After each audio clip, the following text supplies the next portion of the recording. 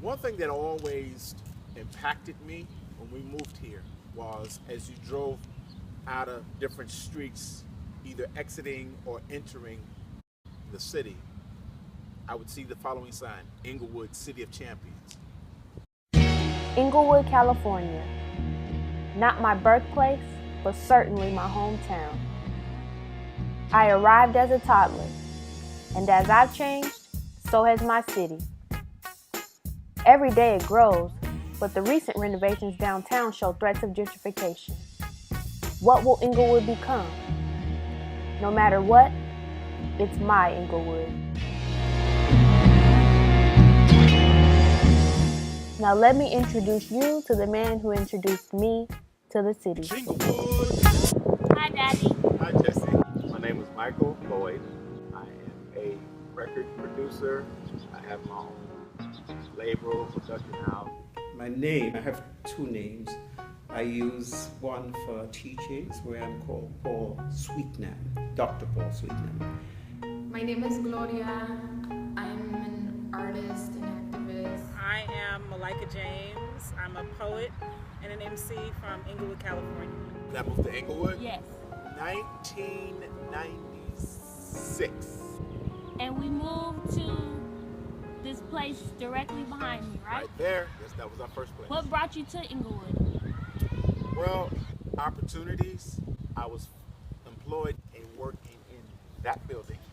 I was on the pastoral staff, and I was also the music director. So it's been a great opportunity to pursue what passion. When you think of Inglewood, California, what comes to mind? Actually, probably the first thing would have been the forum. My thought on the renovations right now in downtown Inglewood, I think it's like a really positive start because I think that the families that live here need all of those things and have the dollars to properly patronize them. I don't really know in terms of Inglewood where it stands on the gentrification chart. I believe, correct me if I'm wrong, when a city takes a property and tries to maneuver it and sell it to where the existing residents either have to move out and then they double the price. Oh, what you want to live in a black neighborhood for anyway, man? Mother gentrification. Well, I don't necessarily view the renovations itself as like a bad thing. I think like bringing in opportunities and like a new economy is good for a community. But if somewhere along the line, these new renovations and the folks who are bringing it in begin to like view the current community as a problem and as a hindrance and like doesn't incorporate them with these new things, I think that's when these renovations become a problem. I look at something like Market Street, and Market Street is a place where I just feel there's so much potential for so much growth and so much greatness. You have the Fox Theater on Market Street, which was a running theater for many years, and if we were living in a city like Pasadena or the Redlands, something like that would be cherished. There are many unknown treasures in Inglewood. First meet Ariel Scott, 13-year-old student of Dr. Sweetnam's. I play concerts as a concert pianist. I was trained as a concert pianist. I studied in London, Royal College.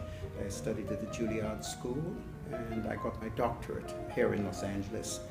I wanted to help those who did not have the usual privilege of some of the people that I was teaching, and those who had, as it were, the gifts, but not the privileges of getting the good teachers. And so that's why I'm teaching here in Inglewood at the Cesar Piano Academy, which we formed especially for that reason.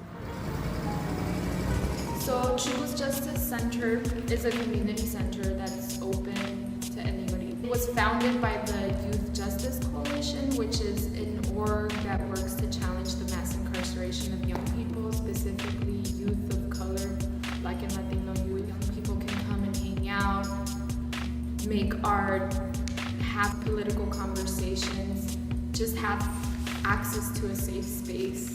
So no matter what takes place downtown, the heart of Inglewood, California is in the community, the people. Chuco's Justice Center, the Southeast Symphony Association, Vincent Jr. Park, Bruno's, Vajra Bookstore, and so many others. This is my Inglewood.